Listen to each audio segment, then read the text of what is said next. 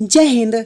जो मिट्टी का बना हुआ जो ब्रिक होता है यानी कि जो ईंट होता है वो इतना मजबूत कैसे हो जाता है, जो कि मिट्टी का बनाया हुआ होता है और इतना मजबूत कैसे हो जाता है। और इसका यूज़ करके जो है हम बिल्डिंग्स खड़ा कर लेते हैं जिससे कोई अफेक्ट नहीं पड़ता, टूटता तक नहीं है। ऐसा क्यों? आखिर ईंट में जो है ऐसा क्या डाला जाता है कि जो ये मजबूत हो जाता है। तो चलिए आज की वीडियो में आपके सारे सवाल का जवाब मिलने वाला है, तो इस वीडियो को लास्ट तक देखिए। तो आपको तो पता ही होगा कि ये ईंट यानी कि ब्रिक होता क्या है।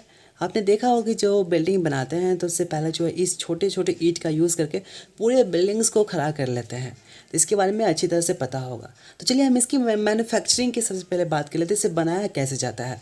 इसे बनाने के लिए सबसे पहले एक बड़े से साइट की ज़रूरत होती है, एक बड़ा सा साइट होना चाहिए। और उसके बाद क्या करते हैं कि मिट्टी निकाल लेते हैं। मिट्टी निकालते हैं 200 नीचे डेप्थ से, यानी कि लगभग 8 इंच नीचे डेप्थ से हम मिट्टी को निकालते हैं। 8 इंच नीचे इसलिए क्योंकि जो घास फूस होता है उसका जो जड़ होता है वो नीचे होता है, तो 200 नीचे जो होता है उसका कोई भी जड़ नहीं होता है, इसलिए जो है उसके नीचे से निकालते हैं। उसके नीचे से निकालने के बाद जो है उसको क्लीन कर देते हैं। क्लीन मतलब उसमें कई तरह के कंकर पत्थर हो सकते हैं या फिर उसमें प्लास्टिक टाइप का वेस्ट हो सकता है, तो उसको साफ़ कर लेते हैं, यानी कि उसको छांट देते हैं उसमें से। और ये सब जो करते हैं ये सब बरसात के मौसम से ठीक पहले करते हैं। ये सब करने के बाद ये जितना हमने मिट्टी बाहर निकाला है अब इसको वर्षा में छोड़ देते हैं 1 महीने के लिए। 1 महीने के लिए बिना कुछ किए इसे छोड़ देते हैं। हम जो है इस मिट्टी को बरसात में इसलिए छोड़ देते हैं क्योंकि ताकि जो वर्षा की पानी इस मिट्टी के सारे वॉइड्स में जाएगी और इस मिट्टी को क्या करेगा, सॉफ्ट कर देगा। जनरली जो ये मिट्टी होता है इसे क्ले सॉइल कहते हैं और इसको सॉफ्ट कर देता है वर्षा की पानी, इसलिए हम इसे छोड़ देते हैं। 1 महीने बाद जब बरसात ख़त्म होती है तो 1 महीने बाद क्या करते हैं, इसमें जितना भी हमें इंग्रेडिएंट्स यानी कि जो भी चीज़ें हमें मिलाना होता है केमिकल चीज़, वो इसमें हम मिला देते हैं। जैसे कि हो गया alumina, silica, lime, magnesia, iron oxide, ये सब हम इसमें मिला देते हैं। ये सब मिलाने के बाद ऊपर से छीट देते हैं, उसके बाद इसको मिक्स कर देते हैं। ओके, उसके बाद क्या करते हैं, इसमें 20 से 30% वाटर, 20 से 30% वाटर मतलब जितना भी सॉइल है, जितना मिट्टी है उसका 20 से 30% वाटर लेते हैं और उस सॉइल में डाल देते हैं और उसको मिक्स कर देते हैं। हालांकि ये सॉइल बहुत ही ज़्यादा होता है तो इसको मिक्स करना हाथ या फिर पैर से बहुत कठिन हो जाता है, इसलिए हम इसको मिक्स करने के लिए हम जो है पग मिल का यूज़ करते हैं। पग मिल एक जो है मशीन होता है जिसके थ्रू जो है इसको मिक्स कर सकते हैं। जो आपको स्क्रीन पे दिख रहा है यही पग मिल है जिसका यूज़ हम मिक्सिंग के लिए करते हैं। और ये मिक्सिंग तब तक करते रहते हैं जब तक सॉइल जो है सॉफ्ट ना हो जाए। उस टाइम तक करते रहते हैं जब तक सॉइल जो है प्लास्टिक स्टेज में ना पहुंच जाए। जब ये प्लास्टिक स्टेज में पहुंच जाता है, जब ये सॉफ्ट हो जाता है, तब मिक्सिंग करना छोड़ देते हैं। उसके बाद मोल्डिंग करते हैं। मोल्डिंग करने का मतलब क्या हुआ कि उसको जो मिट्टी है उसको ब्रिक का शेप देते हैं, मतलब ईंट के शेप में ढालते हैं। ढालने के लिए हम इसमें फर्मा का यूज़ करते हैं जिसे हम इंग्लिश में मोल्ड कहते हैं। ये मोल्ड जो होता है ये स्टील का भी हो सकता है या फिर लकड़ी का भी हो सकता है, दोनों का यूज़ करते हैं। ज़्यादातर केसेस में स्टील वाला ज़्यादा अच्छा होता है क्योंकि वो बड़ा सा सॉफ्ट होता है, उसमें कोई खुरखार नहीं होता तो वो अच्छा होता है। लकड़ी वाला क्या होता है कि वो खुरखार होता है तो जो ब्रिक होता है वो सॉफ्ट नहीं बन पाता है, इसलिए मोस्टली हम स्टील का ही यूज़ करते हैं। और जो मोल्ड की साइज़ होती है, जो फर्मा का साइज होता है वो 8 से 10% ज़्यादा होता है ब्रिक के साइज से। ध्यान रखिए 8 से 10% ज़्यादा होता है ब्रिक के साइज से। आखिर ज़्यादा क्यों होता है? क्योंकि जब ब्रिक को हम सुखाते हैं और इसे जलाते हैं मतलब बर्न करते हैं तो इसकी जो साइज़ होती है वो सिकुड़ जाती है। अब ब्रिक की साइज़ सिकुड़ जाती है तो इस साइज़ को मेंटेन रखने के लिए हम मोल्ड की साइज़ को बढ़ा देते हैं, ताकि अगर ब्रिक सिकुड़ता भी है तो ये अपने जो पर्टिकुलर जो साइज़ हमें चाहिए उस साइज़ में ये मिल जाए। इसलिए हम क्या करते हैं, मोल्ड को बड़े साइज़ में बनाते हैं, 8 से 10% साइज़ जो है बड़ा कर देते हैं। अब इसके बाद क्या करते हैं, मोल्ड लेते हैं। मोल्ड लेने के बाद सबसे पहले मोल्ड को पानी में डुबाते हैं। पानी में डुबाने के बाद इसे निकालते हैं और फिर इसमें मिट्टी जो भी सॉइल वहाँ पे है जो हमने मिक्सिंग किया था उसको इसमें फिल कर देते हैं कम्प्लीटली। फिल करने के बाद इसे हम ग्राउंड पे रख देते हैं या फिर हम जो है टेबल पे ही रख देते हैं। हालांकि टेबल का यूज़ हम कम केसेस में करते हैं क्योंकि टेबल यूज़ करने से जो होता है कॉस्ट बढ़ जाता है, इसलिए हम टेबल को यूज़ मोस्टली नहीं करते, ग्राउंड पे ही करते हैं। हालांकि टेबल वाला जो ब्रिक होता है वो बहुत ही ज़्यादा सॉफ्ट होता है, लेकिन फिर भी हम क्या करते हैं, ग्राउंड पे करते हैं, क्योंकि टेबल यूज़ करेंगे तो खर्च बढ़ जाएगा। इसलिए हम क्या करते हैं कि जो मोल्ड में हमने जो सॉइल में डाला उसको जो है ग्राउंड पे मोल्ड कर देते हैं। और फिर क्या करते हैं, फिर से मोल्ड को पानी में डुबाते हैं, उसके फिर से पानी से निकालते हैं मोल्ड को, फिर उसमें सॉइल भर देते हैं, फिर उसमें ग्राउंड पे उस ब्रिक को रख देते हैं, फिर उसके बाद मोल्ड को पानी में डुबाते हैं, फिर निकालते हैं, फिर उसमें सॉइल को डालते हैं, फिर ग्राउंड पे उस ब्रिक को रख देते हैं। यहाँ पे ध्यान देने वाली बात ये है कि हम ब्रिक जो मोल्ड है यानी कि फर्मा है उसे हम पानी में बार बार डुबाते हैं, तो ये एक तरह का जो अनकम्फर्टेबल चीज़ हो गया। अगर इस टाइप से हम ब्रिक को जो है मोल्ड करते हैं तो उसे हम कहते हैं स्लोप मोल्डेड ब्रिक। इसे हम कहते हैं स्लोप मोल्डेड ब्रिक कहते हैं। अगर हम जो है क्या करते हैं, मोल्ड को पानी में डुबा के करते हैं तो स्लोप मोल्डेड ब्रिक कहते हैं। अब ये एक तरह का अनकम्फर्टेबल हो गया कि हर बार आप पानी में डुबाओ फिर निकालो, डुबाओ फिर निकालो, तो ये एक तरह का लगता है जैसे कि मतलब अच्छा नहीं लग रहा। तो इस केस में हम क्या करते हैं कि सबसे पहले मोल्ड को लेते हैं, मोल्ड के अंदर जो है सैंड को स्प्रिंकल कर देते हैं, सैंड या फिर राख जो होता है जिसे भस्म कहते हैं, आस, उसको हम उस पर जो है स्प्रिंकल उस पर लगा देते हैं, छीट देते हैं मोल्ड के अंदर, ताकि हमें पानी में डुबाना ना पड़े। अब सैंड जो होता है यहाँ पे सैंड का साइज़ बड़ा नहीं होना चाहिए, अगर बड़ा होता है तो दिक्कत हो जाएगा, इसलिए सैंड का साइज़ बहुत ही स्मॉलेस्ट पार्टिकल होना चाहिए। अब उस सैंड को इसमें स्प्रिंकल कर दिए, अब क्या किए, सॉइल को इसमें फिल किए। अब यहाँ से करना आसान हो जाएगा, पानी में डुबाने की ज़रूरत नहीं पड़ेगी। फिर उसे जो है ग्राउंड पे मोल्ड कर दिया। जो हमने सैंड का यूज़ करके किया इसे हम कहते हैं सैंड मोल्डेड ब्रिक्स। बस यहाँ पे अंतर इतना है कि हमने जब जो मोल्ड था, फर्मा था, जब उसे पानी में डुबा के किया उसे हम स्लोप मोल्डेड ब्रिक कहते हैं, और जब मैंने इसमें सैंड को स्प्रिंकल करके किया तब हम इसे सैंड मोल्डेड ब्रिक कहते हैं। बस इतना ही अंतर है और कुछ नहीं। इसी तरह से हम पूरे ब्रिक को मोल्ड कर देते हैं, जितना भी सॉइल होता है पूरे को कर देते हैं।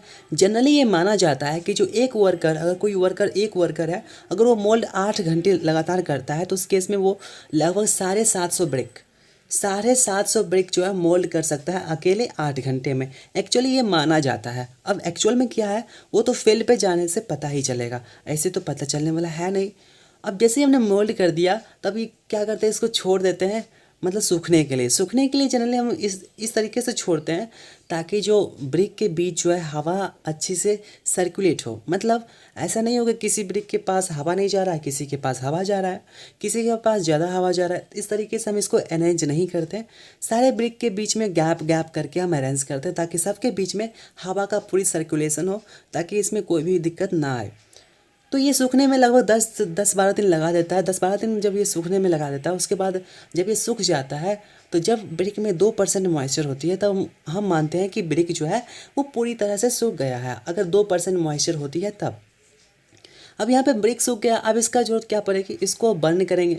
बर्न करने के लिए यानी कि जलाने के लिए इसको 2 तरह के मेथड्स का यूज़ कर सकते हैं। पहला होता है हमारा किल्न का मतलब हुआ चिमनी, जो आपने देखा होगा किल्न, उसे किल्स बर्निंग कहते हैं। और दूसरा हुआ हमारा ओवन हालांकि एक मशीन है, उसमें हम इसको बर्न करते हैं। तो यहाँ पे 2 तरह के केसेस हो गए। तो जो चिमनी वाली चीज़ होती है वो बहुत ही बेस्ट होती है, क्योंकि वहाँ पे जो होता है ज़्यादा हीट मिलती है और फिर वहाँ पे जो होता है तुरंत हो जाता है।